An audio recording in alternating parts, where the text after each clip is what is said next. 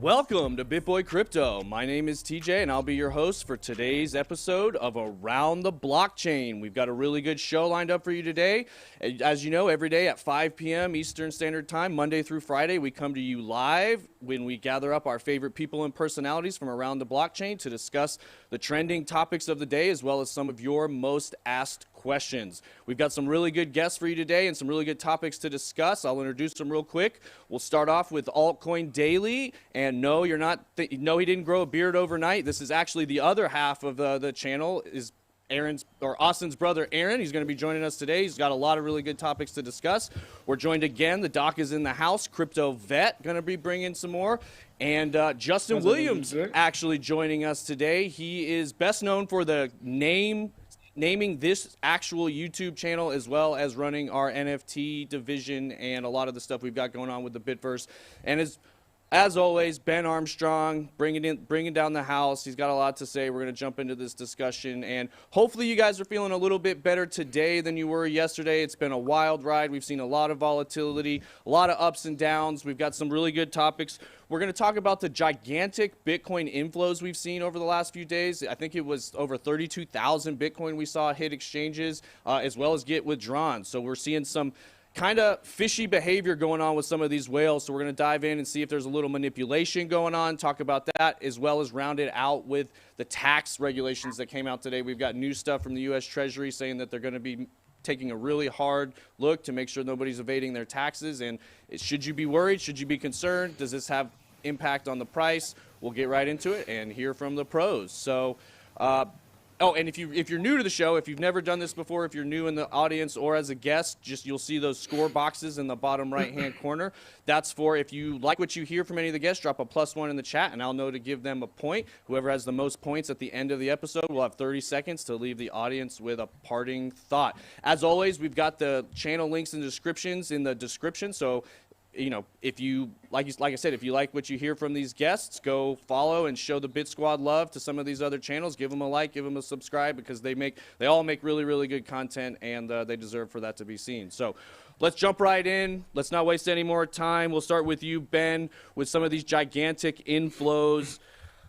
Is this a coordinated event? Is there things you're seeing that make you feel like this is clear manipulation? What's your take on all the inflows and outflows we've seen over the last couple of days? Yeah, I mean, I think when you look at what happened the other day with the largest inflow in history by a long shot, it's not even close. It definitely looks coordinated. And then there's some information that we shared yesterday that I've got even more confirmation of, that there's definitely some stuff going on in different parts of the world where there's some coordination trying to dump the price to buy more. And then when you look at the fact that, just a few weeks ago, I had someone tell me that a lot of these venture capital firms were moving money out. Who do you think are the whales? You know, who's doing this manipulation? Obviously, there's a lot of the VC people where they're moving money out of altcoins, out of new tokens, into Bitcoin and into Ethereum when it hits these lower prices. It definitely seems to be a coordinated event, in my opinion. This is one of those things that it's kind of hard to ever truly prove unless we get some information. But like I said on the stream earlier today, that doesn't mean just because this is coordinated that we're going to have a coordinated upswing, on the other side. Hopefully we do. But, a lot of people were waiting on this event to happen last night that was going to pump the price. There was a countdown. This was kind of an extension of the subreddit post that we looked at the other day, or the 4chan post that we looked at the other day. We'll just have to see. We didn't have any major movement overnight. I mean, just a standard kind of movement in between 38 and 42 that we're seeing right now. But I definitely do think there was coordination in this, no doubt about it. Okay, great take. And then Aaron, I know you guys do a lot of digging into the charts with Glassnode and a lot of the data with inflows. What is your take on your channel, and what is it you're sharing with your audience about what we've seen over the last day or so? Thank you very much, TJ. Nice to be here. Like you said, my brother, half the team of Altcoin Daily, has been on the show 2 times, but this is my first time, and you always remember your first, so I will always remember this. All right. Now, thank you, Ben, my biggest fan. Now, regarding the Bitcoin inflows, here's the thing, there's 2 different things. One, yes, there's obviously manipulation. Our last video on our channel covered all of that. I think BitBoy talked about it as well. But two is, and when people ask about inflows, I think what they're really asking is this bearish? Are we entering a bear market? Because that means instead of as opposed to what we've been seeing over the past year, people taking their Bitcoin off of exchanges, now all of a sudden we see some people bringing their Bitcoin to exchanges, which obviously means you're going to sell. So the real question is this a sign that the bear market is ending? Not talking about the manipulation, just talking about Bitcoin inflows in general. Is the bear market ending? I would say no. I would say that this is more indicating that we're in the second half of the bear market. And the second half of the bear market is when you have the most upside. It's the most exciting part. It's, where the greatest gains are made. But even if, like, for instance, if you take a look at last cycle, you can see it was probably around the same point in time that Bitcoin inflows started way below Bitcoin reaching $20,000. It was really after Bitcoin broke all-time highs, a little bit after that, people started sending their Bitcoin to exchanges and selling some of it. And, you get the famous stories, I sold my Bitcoin too early. So I would say this is just indicating that we're in the second half of the bear market. And actually what we saw in the first half, if you've been subscribed to our channel, Altcoin Daily or BitBoy's channel, you probably saw, and it was reported to you, just how deep and how long the outflows of Bitcoin were compared to previous cycles. So it's just natural we're going to get some people selling. It's just what happens on the second half of the bull cycle. And, it doesn't change the fact of how deep and long the outflows were at the beginning. My girlfriend says that's uncommon. Yeah, no, that's good. And that actually brings me. It's good. I don't know. That actually brings me to another question you alluded to. So in your mind, you don't think we're entering into a bear market right now. This is just part of the bull cycle. So do you think we're approaching oversold territory, or do you think there's still more room to move? I mean, it could move down a little bit. I have no idea what's going to happen in the short term. I know long term, Bitcoin is going up. In my opinion, Ethereum's going up. I think we're going to see something similar to what we saw in 2017, except a whole lot bigger. Because for people who haven't been in the market long, and you guys can all attest to this, and I'll be brief, the amount of growth and building in the last 4 years, let alone the Bitcoin's last 12 years, is immense. In 2014, there's one exchange, Mt. Gox, it got hacked and crashed. By 2017, there were a few exchanges. Binance wasn't around. Now they're the world's largest exchange. But still, I remember at the top, exchanges were turning people away because they just did not have the infrastructure to onboard new people. Cut to today, the plumbing, the infrastructure has 100x'd in my opinion. The awareness has 100x'd in my opinion. And yet Bitcoin, if you say about 60,000 was the top, it's only 3x'd. So, plenty of volatility. That's the fun of it. But I think for coins, more quality coins, plenty more upside to go. Great points. Yeah, that we are definitely in a different landscape today than we were 4 years ago. But let me go to you, Justin. We saw the fear greed index hit an all-time, low yesterday with 11 points, it being an extreme fear. Are you fearful now, or do you think we're going into a bear market, or what's your take? To answer the first question you were going around is I do think there's mass manipulation. I don't think that's a question. I think everybody agrees with that.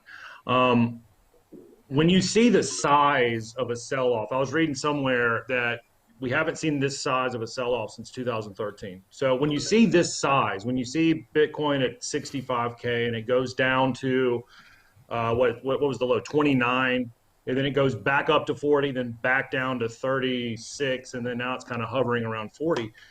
When you see that kind of correction, I mean, that's going to scare anybody, and that's the telltale sign. If you go back into the charts, to previous cycles, when you see that kind of move, that size of a move, it's told us that was the beginning, and so the beginning of a bear market.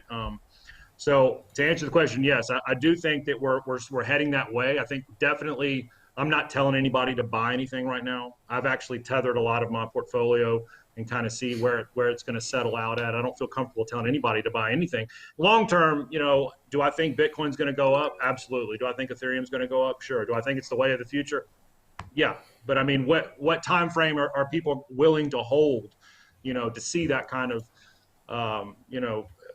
increase? It's probably going to be, a good 3 or 4 years. 5 years from now, we're all going to be happy if we hold. But I sat through the last bear market and I watched it go down, and it's not fun, you know. So, yeah, I think we're on the beginning. Absolutely, I think we're there. Interesting. Whoa. So you're saying that you think 65,000 was the top, and for the rest of the year, we're not going above 65,000, Justin? That's what you're telling us?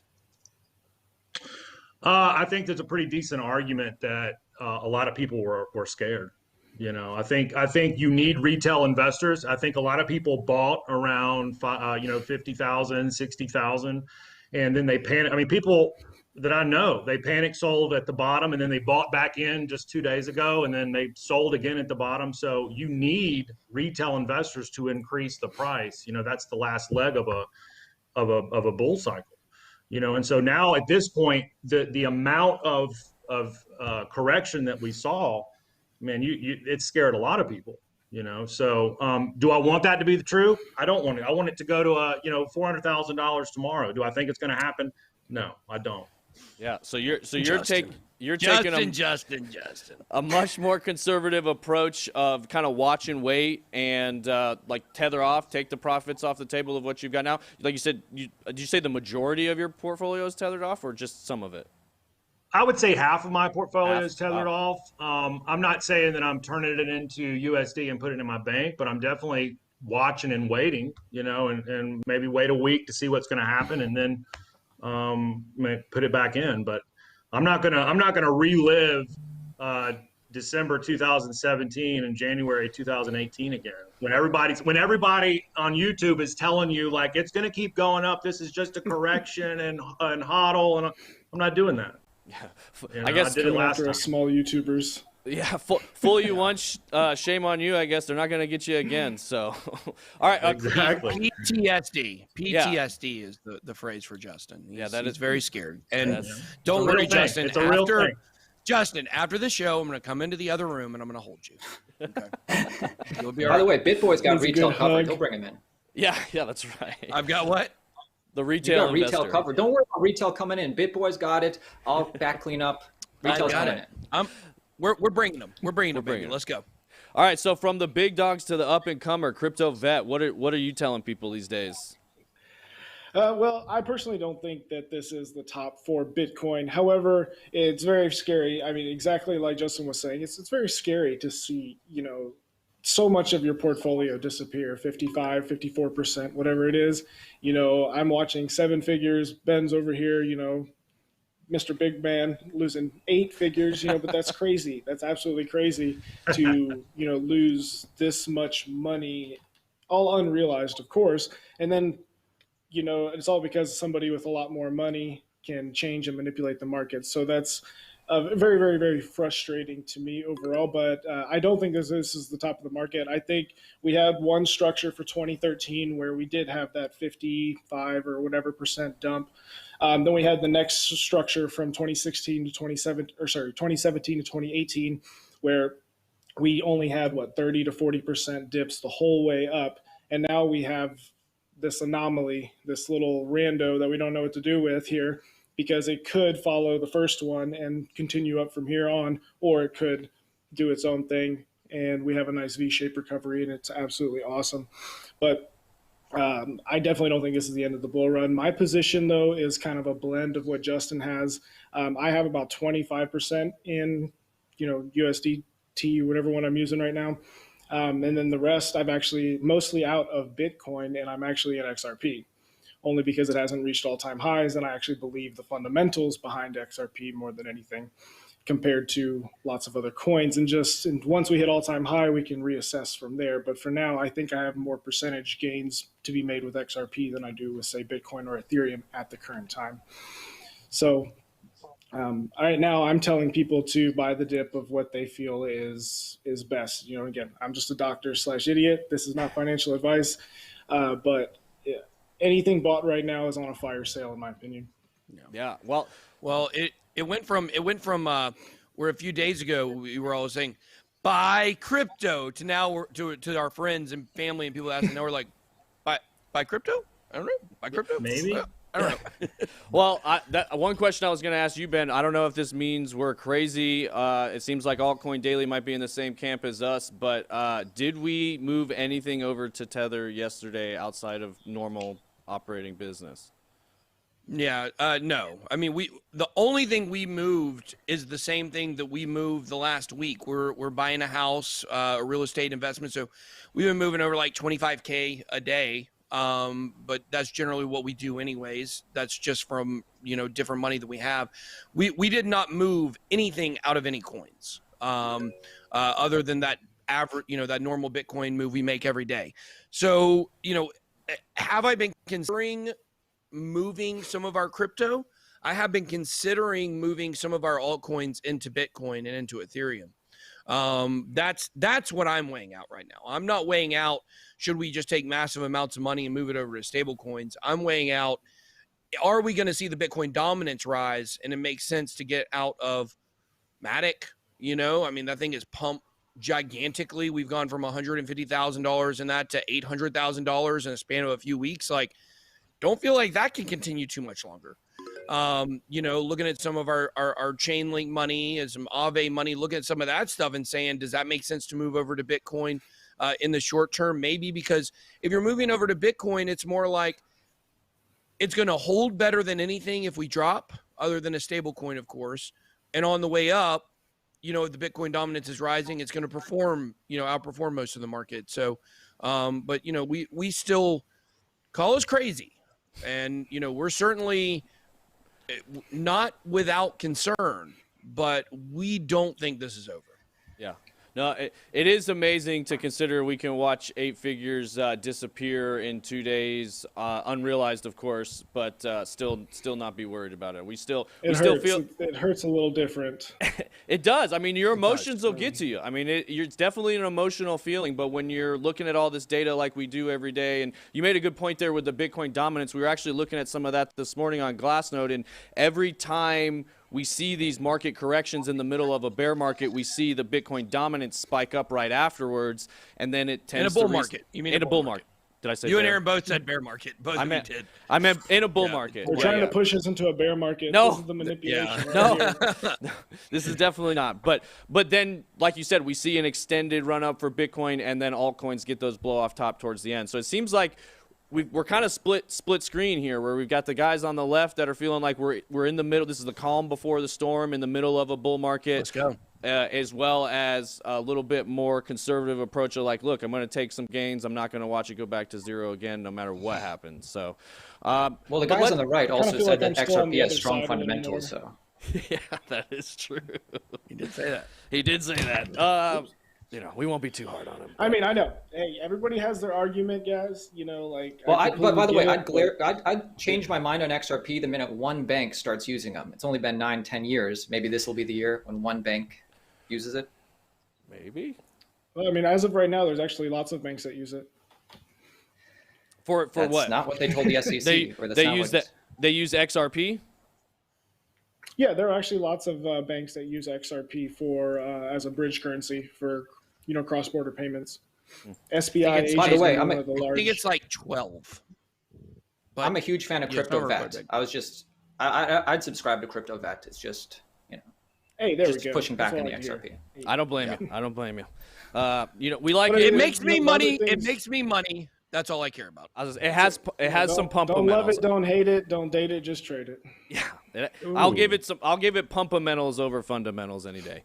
But we've been talking a lot about the whale manipulation, and some people say maybe that's just a cop-out. This is just the Wild West. This is how markets work. There's a few different theories floating around right now. Ben referenced that 4chan article about some of the stuff going on in the Middle East. It seems kind of like a stretch of some of the stuff that's going on there, but it's plausible. And then we've also got some stuff where we know some people were specifically trying to liquidate a large position that could be potentially Justin Sun's position. So actually, you guys were talking before we started. Ben and Aaron had met before at a Justin Sun dinner. Is that right?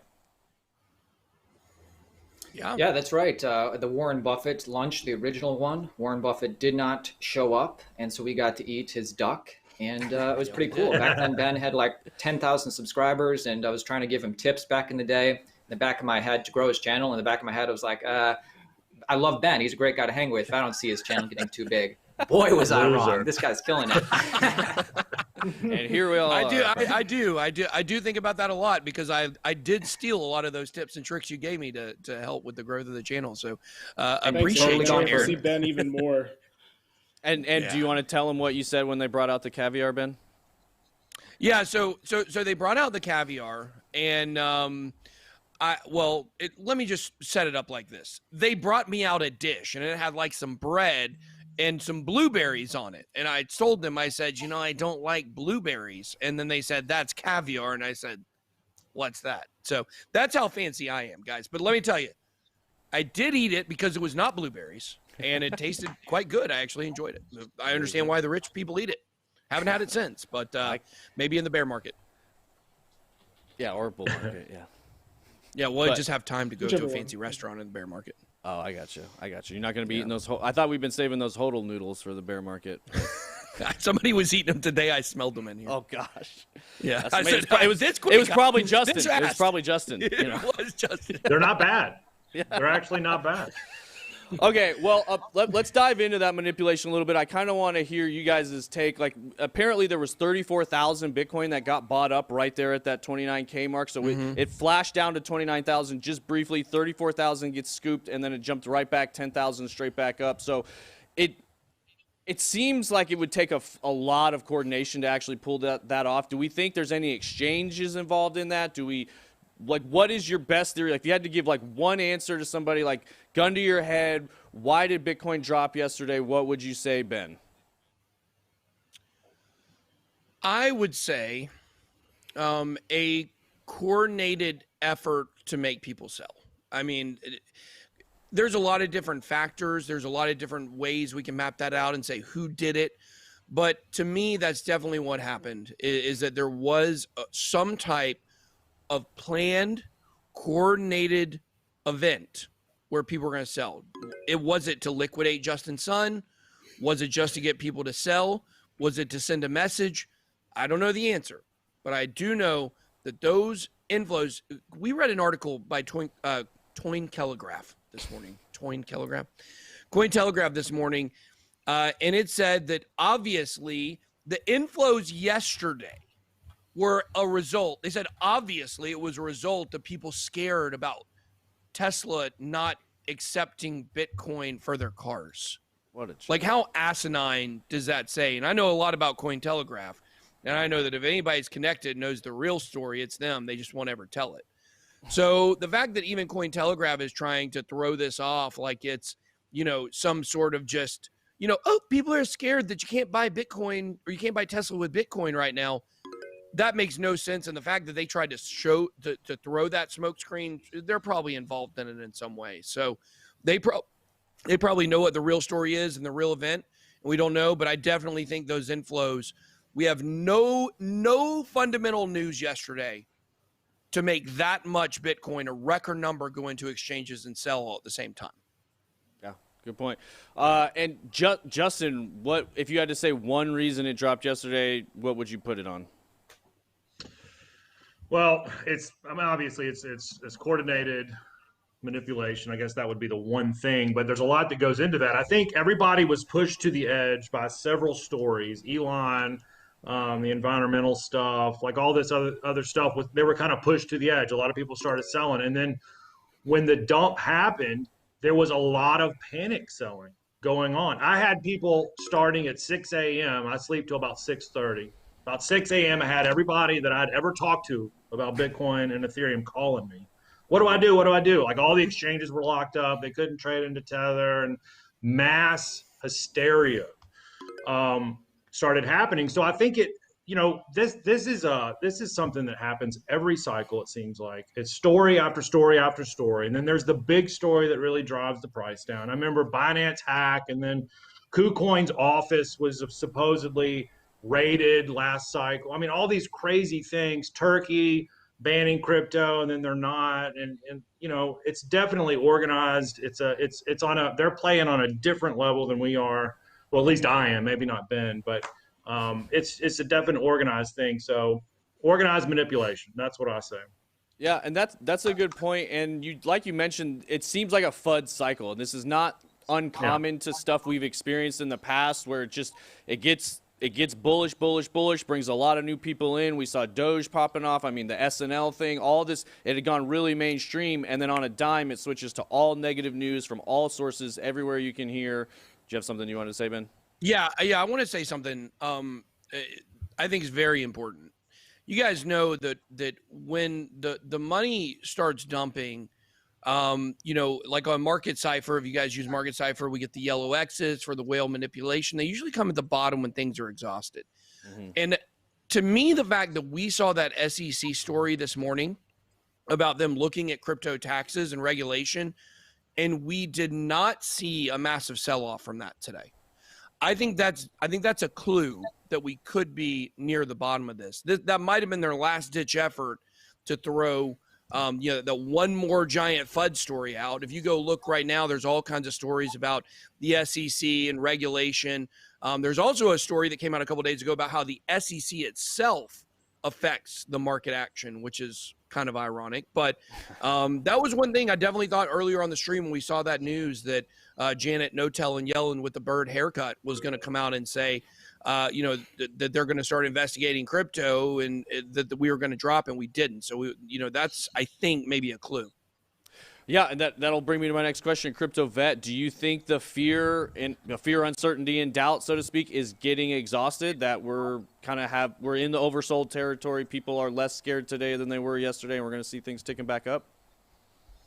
Yeah, I definitely think that we're getting right to that point. And just like Justin was saying, this correlates with previous cycles where, I actually pulled up on stream that an actual article from September 11th, 2017, and it shows that crypto is going to be banned in China. And then 4 days later, we had the biggest correction during that time, and we actually touched the 20 weekly exponential moving average a couple days after that FUD. And this was right before Bitcoin went all the way up to $20,000 at that point. So now looking at it, we're getting all of this FUD. And I think it has a mixture of that. Plus, if you think of how big the market is, like if you have the stock market, Google, all of these, we're talking trillions of dollars. It's not as easy to manipulate that. But, your Bitcoin, as of earlier, was only worth $1 trillion, right? Because we dropped so low. Much, much easier money-wise. So I definitely think there had to be some sort of coordinated attack. And with Elon Musk tweeting, it's almost like it was too big of a cascade. And it's like we overshot our supports just because it happened a little bit too fast with too much stuff going on all at the same time. So overall,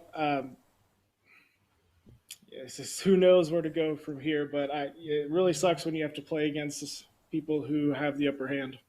Yeah, I actually just saw a super chat that said Jerome Powell just said he's going to be taking a closer look at stable coins as well. So it's getting really interesting. Go ahead. Do you have something you want to say, Aaron? Well, I wanted to comment on that, and I want to comment on Janet Yellen and Jerome Powell's statements, but also briefly on the manipulation. Yes, manipulation happened. The market was going to correct anyway. So we might have saw a 30, 40% correction like we normally do. But with these big hedge funds or quant funds or these huge whales just playing with the market, they sent the market down a little bit further than I think was fair value. Now, here's the thing.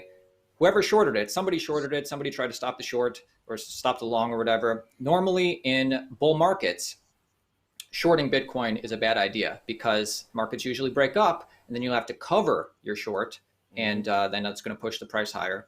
So that's what I wanted to say on that. But then second, with Janet Yellen and Jerome Powell both talking about central bank digital currencies, Janet Yellen saying she's going to tax Bitcoin and cryptocurrency. To me, that reminds me of a quote it makes me think of a quote from the popular movie Dodgeball, a true underdog story starring Vince Vaughn. Is that Dodgeball? Dodgeball? Yes, Dodgeball.